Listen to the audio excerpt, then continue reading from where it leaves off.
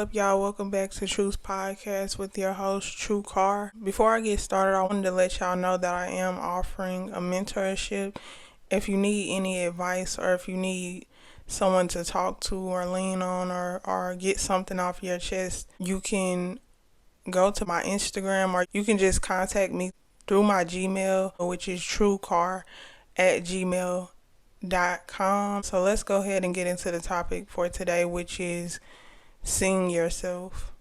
I think it's important to understand in this world, it's important to be authentic to yourself, not only because when you are authentic with yourself and with others, you shine a light on them and you shine a light on yourself and you help others to bring something out of themselves, whether that be you triggering them or whether that be you just showing them that they can do something in a different way and they can be themselves and still be loved and still be cared about or still be seen or still be understood by somebody. And I think it's important to understand that in order to be authentically yourself, you have to be able to see yourself. All of us show up authentically in some parts, but sometimes, when you go through traumas and you have wounds and barriers, there's parts of you that you dim down in order to feel some type of safety. And in order to feel some type of safety, and I think it's important to understand those parts of you that you are dimming down in order to feel safe around different individuals or in different spaces, and learn how to undim those parts of you. And I think it's important to understand in order to really see yourself, you have to turn down the voices of other people. You have to turn down the expectations of other people.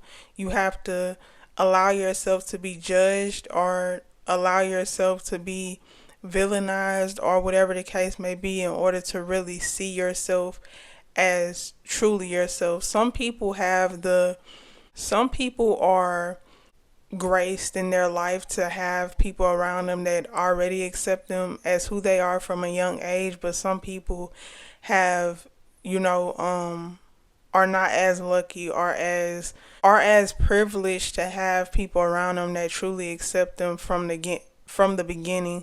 And for me personally, I wasn't privileged enough to have, people around me that just accepted me for me or just cared about me for me, because I had to live with multiple people at a young age, or I had to be around people that didn't necessarily feel comfortable with being in their own skin. So another person can't give you what they don't give themselves. So for me, I had to learn the hard way to really see myself and understand my own self as an individual.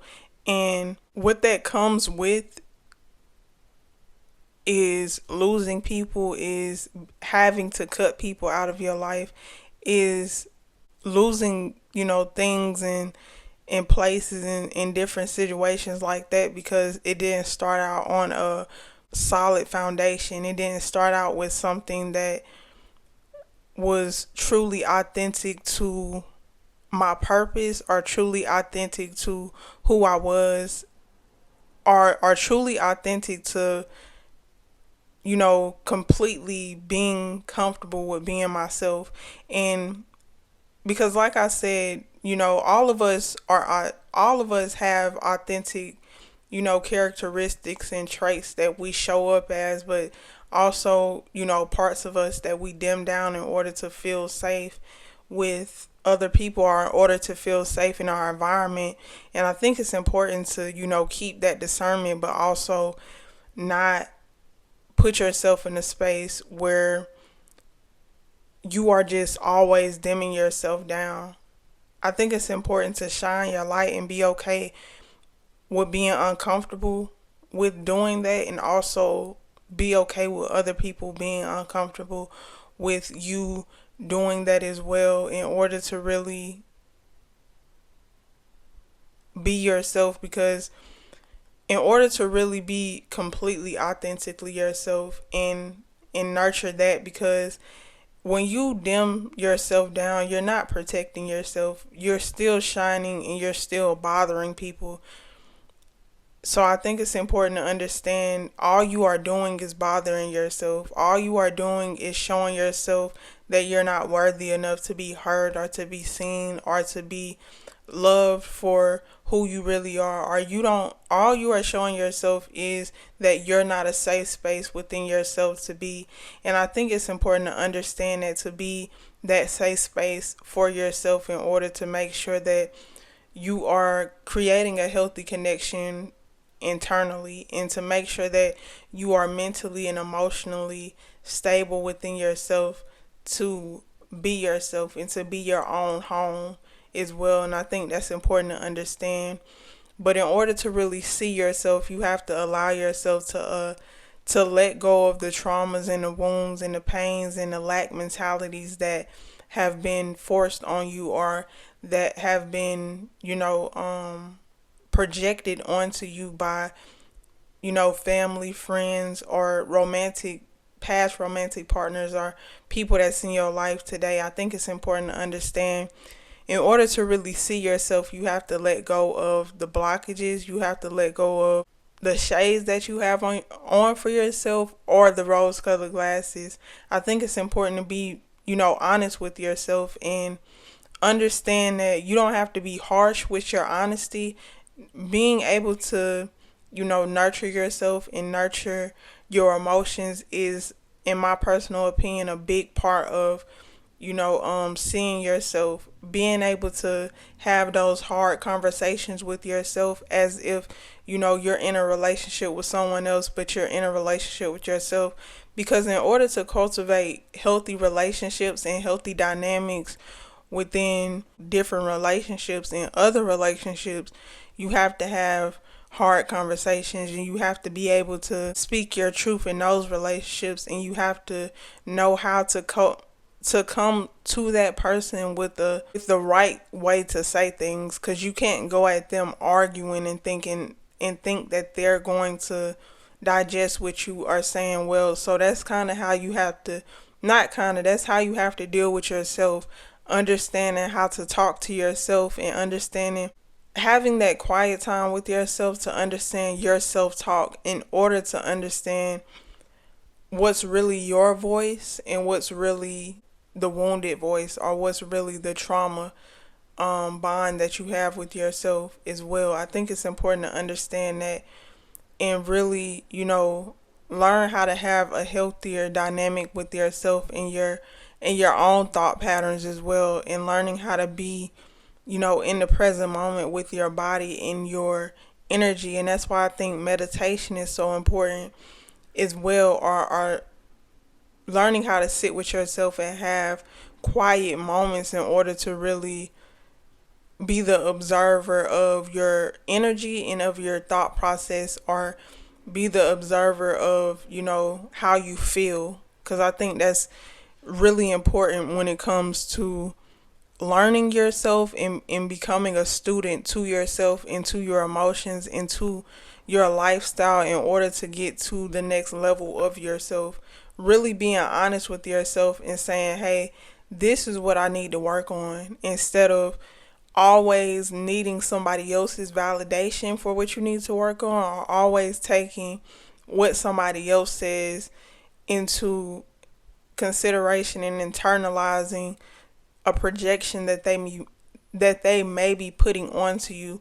Understanding what a projection is, and understanding whether that person is coming from the heart when they say something, or whether and they might be coming from the heart saying something, but it may not be something that is aligned with you as an individual, or aligned with your purpose. And that's why I think it's important to have your own mind and your own, and know your own energy, and know the difference between what your energy is and what somebody else's energy is, or what somebody else's thought process is, and how it may be affecting you being the person that you are meant to be. Whether that be something, because somebody can give you advice, and it can be really good advice, but I think it's important to understand and have that internal compass, to where you know whether to take that advice or not. You know what I mean? Because something can be some good advice, but it may just not be your advice, and that's why I think it's important to really get to know yourself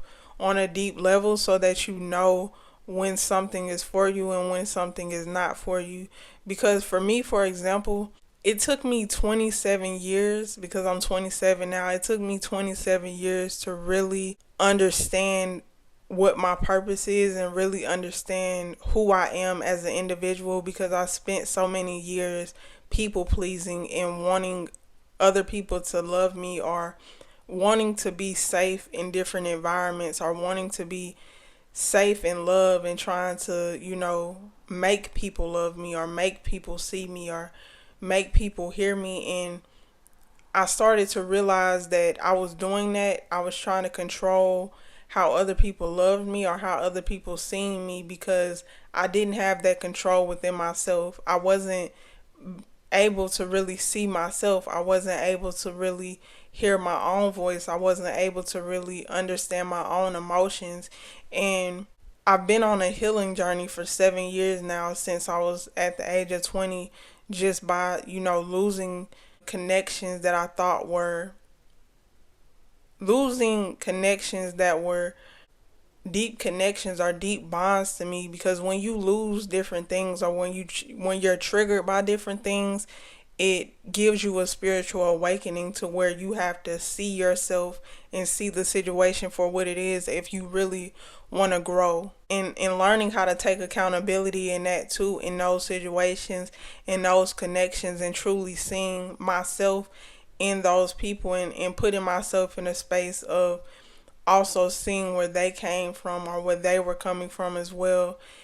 That's the only way you're going to be able to grow. Even if, the honesty that you need to have with yourself is the fact that you didn't see your own worth in those situations, or the fact that you didn't, because that's what it all breaks down to: your self-worth and understanding what you truly deserve, and understanding what you truly deserve, and what you allowed to happen back then. And also not being the type of person, not being a person to judge yourself for what you did back then, because you yourself only did what you knew to do.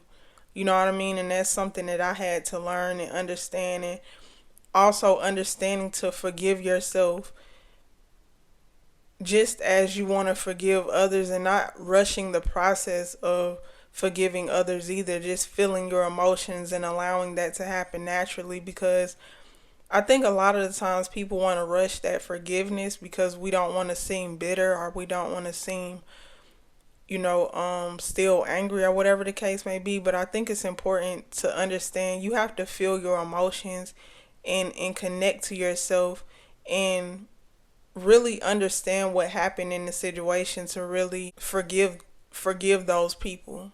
Because for me personally, I can honestly say that I forgive, family members, or past friendships, or past romantic partners, because I allowed myself to feel my emotions. I allowed myself to feel the anger. I allowed myself to feel the resentment. I allowed myself to feel, what I needed to feel. Even situations that happened to me as a child with, you know, grown adults, are different situations where you have wounds or hurts or pains or whatever the case may be. You have to allow yourself to feel whatever you feel for those people in order to really transmute it or use that energy in a way that is beneficial and genuinely helps your mental and your emotional state.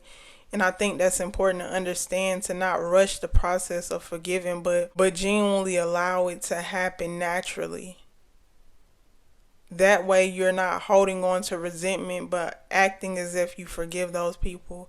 And also understanding and having the discernment within yourself and listening to your intuition when it comes to those connections, that understanding forgiveness does not mean reconnection all the time. You can forgive somebody and love them from afar, and understand that if you accepted them back into your life, it will put you in a space where it will be something that is not healthy for your mental or your emotional state.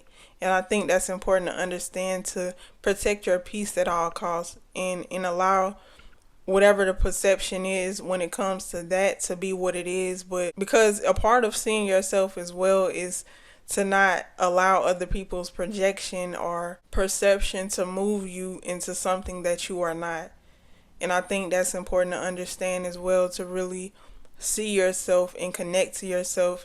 You have to allow other people to perceive you or project on you whatever they want to, and still be yourself in those circumstances and in those situations, in order to, really cultivate a space of self love and self validation, and a space of safety within yourself. And I think that's important to understand when it comes to really having a healthy relationship with yourself, but also building healthy relationships outside of yourself, based off of your authentic nature and based off of who you are authentically, completely, and not just parts of you being authentic, but the whole package, because you deserve that. And also the people that care about you and that genuinely want to be in your life deserve those parts of you as well, that authentic nature. They deserve that. So I think it's important to understand how to see yourself, and also understand a part of seeing yourself is being honest with yourself and being honest about how you feel, and sharing that with yourself and the people that you care about, and the people that genuinely care about you and want to see you, healthy, and want to see you better. And I think that's important to understand. In order to really see yourself, you have to be okay with seeing yourself for who you really are. You have to really genuinely connect to your shadow side and your light side, not just what you bring to the table that is good, or what you bring to the table that is, nourishing or loving or caring, but also what parts of you do you bring to the table that may be hurting you or hurting other people, and taking full accountability when it comes to that, and not trying to shy away from it in order to keep a illusion of peace, or to keep a illusion of being a good person. Because a good person is somebody, in my opinion, that takes accountability and that sees themselves, and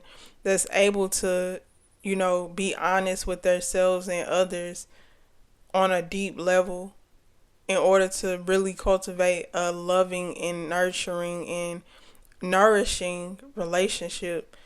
And I think that's important to have with yourself and others, a relationship and connection that is safe. And I think it's important to understand, in order to, be authentic with yourself and be authentic with others, and understand what your purpose is in this lifetime, you have to see yourself and you have to know yourself at the deepest level, and not try to rush the process, but build that relationship with yourself as if you are building a romantic relationship, or a friendship, or a connection with somebody else. Learning how to have that self-love, learning how to sit with yourself and be uncomfortable with sitting with yourself, or be comfortable with sitting with yourself, or be in a space where you can hear your own thoughts, or be in a space where you can hear your own heart beating, or be in a space where you can feel your own energy. And once you completely understand how to do that, being in a space to give and receive from others as well. I think that's important to understand, to really genuinely, connect with yourself. And also, not being scared of the consequences of seeing yourself, or not being scared of the consequences of being authentic to yourself.